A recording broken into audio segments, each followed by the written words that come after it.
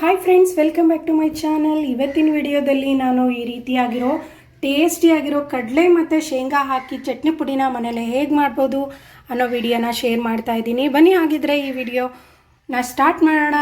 ಹೇಗೆ ಮಾಡ್ತೀನಿ ಏನು ಅಂತ ಇವತ್ತಿನ ವಿಡಿಯೋದಲ್ಲಿ ಶೇರ್ ಮಾಡ್ತೀನಿ. ನೋಡಿ ಫ್ರೆಂಡ್ಸ್, ಇವಾಗ ನಾನು ಒಂದು ಪ್ಯಾನ್ ಇಟ್ಕೊಂಡಿದ್ದೀನಿ. ಪ್ಯಾನ್ ಸ್ವಲ್ಪ ಬಿಸಿ ಮಾಡ್ಕೊಳ್ಳೋಣ.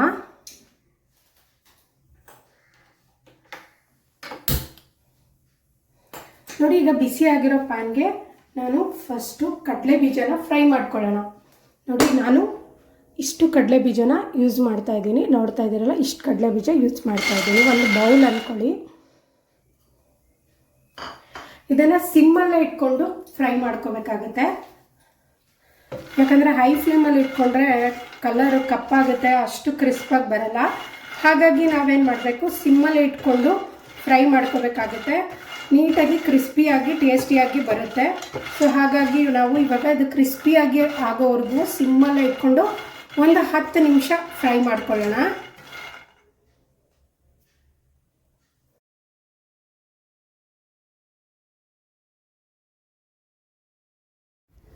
ನೋಡಿ, ನಾನೊಂದು 10 ನಿಮಿಷದವರೆಗೂ ಲೋ ಫ್ಲೇಮಲ್ಲಿ ಇಟ್ಕೊಂಡು ಫ್ರೈ ಮಾಡ್ಕೊಂಡಿದ್ದೀನಿ. ಈ ಒಂದು ಕಲರ್ಗೆ ಎಲ್ಲ ಕಡಲೆ ಬೀಜನೂ ಕೂಡ ಟರ್ನ್ ಆಗಿರುತ್ತೆ.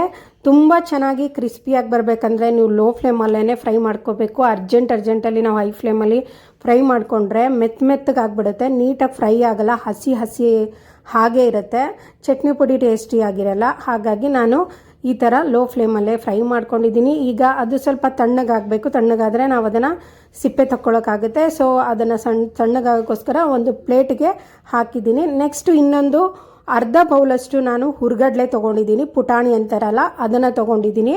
ಅದನ್ನು ಸ್ವಲ್ಪ ಒಂದು ಲೋ ಫ್ಲೇಮಲ್ಲೇ ಒಂದು 5 ನಿಮಿಷ, ಇಲ್ಲಾಂದರೆ 3ರಿಂದ 4 ನಿಮಿಷದವರೆಗೂನಾದರೂ ಫ್ರೈ ಮಾಡ್ಕೋಬೇಕು. ಫ್ರೆಶ್ಶಾಗಿ ತೊಗೊಂಡು ಬಂದಿದ್ರೆ 1 ನಿಮಿಷ ಫ್ರೈ ಮಾಡಿಕೊಂಡ್ರೂ ಸಾಕಾಗುತ್ತೆ. ಒಂದು ಸ್ವಲ್ಪ ದಿನ ಇಟ್ಟಿದ್ವಿ ಅಂದರೆ ಒಂದು ಮೆತ್ತಗಾಗಿ ಹೋಗ್ಬಿಟ್ಟಿರುತ್ತಲ್ಲ. ಸೊ ಹಾಗಾಗಿ ಒಂದು 2ರಿಂದ 3 ನಿಮಿಷನಾರು ಲೋ ಫ್ಲೇಮಲ್ಲಿ ಇಟ್ಕೊಂಡು ಫ್ರೈ ಮಾಡಿಕೊಂಡ್ರೆ ಅದು ಸ್ವಲ್ಪ ಕ್ರಿಸ್ಪ್ ಆಗುತ್ತೆ.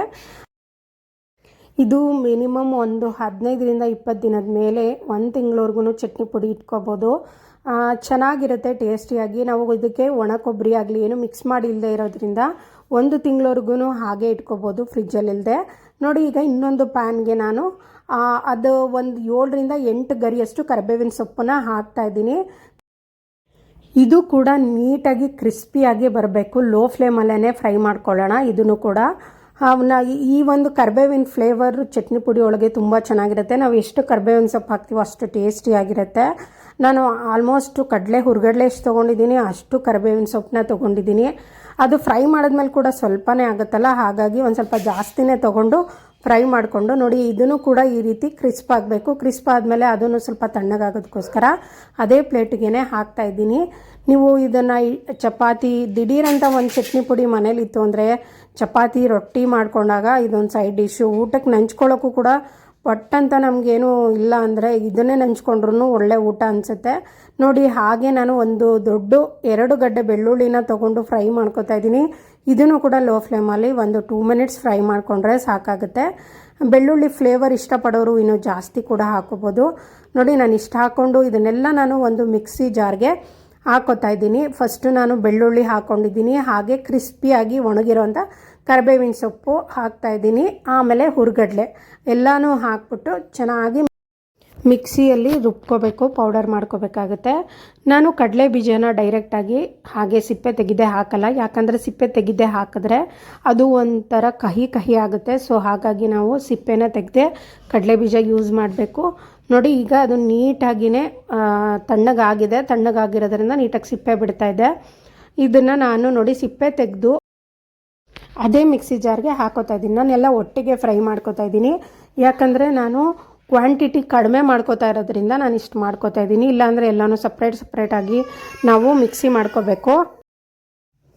ನಾನೆಲ್ಲ ಒಟ್ಟಿಗೆ ಹಾಕ್ಕೊಂಡು, ಬಟ್ ಕಡಲೆ ಬೀಜ ಜೊತೆ ಸ್ವಲ್ಪ ಹುರ್ಗಡ್ಲೆ ಒಟ್ಟಿಗೆ ಮಿಕ್ಸ್ ಮಾಡ್ಕೋಬೇಕು. ಇಲ್ಲಾಂದರೆ ಮಿಕ್ಸಿಗೆ ಒಂದು ರೀತಿ ಅಂಟ್ಕೊಂಡಂಗೆ ಆಗುತ್ತೆ.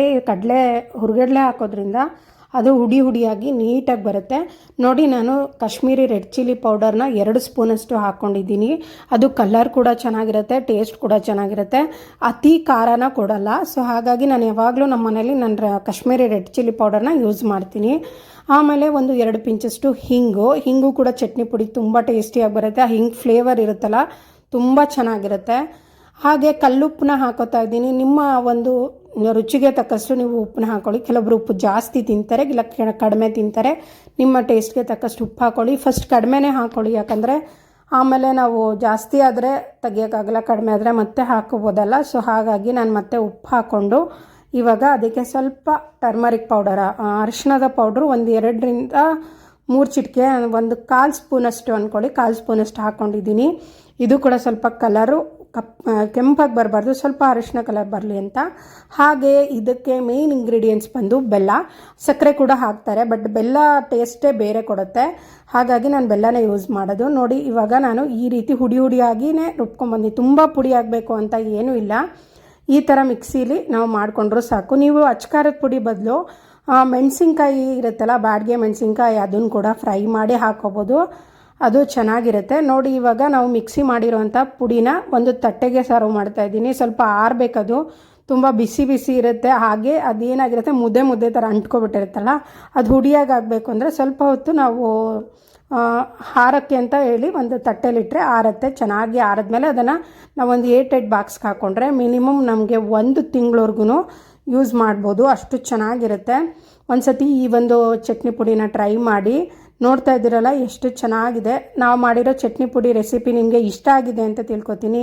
ಇಷ್ಟ ಆಗಿದ್ರೆ ನನ್ನ ಚಾನಲ್ನ ಸಬ್ಸ್ಕ್ರೈಬ್ ಮಾಡ್ಕೊಳ್ಳಿ. ಇನ್ನಷ್ಟು ಹಳ್ಳಿ ಅಡುಗೆಗಳ ಜೊತೆಗೆ ಬರ್ತೀನಿ. ಸಬ್ಸ್ಕ್ರೈಬ್ ಮಾಡಿಕೊಂಡು ನಿಮ್ಮ ಫ್ರೆಂಡ್ಸು ಫ್ಯಾಮಿಲಿಗೆಲ್ಲ ಶೇರ್ ಮಾಡಿ. Thank you for watching.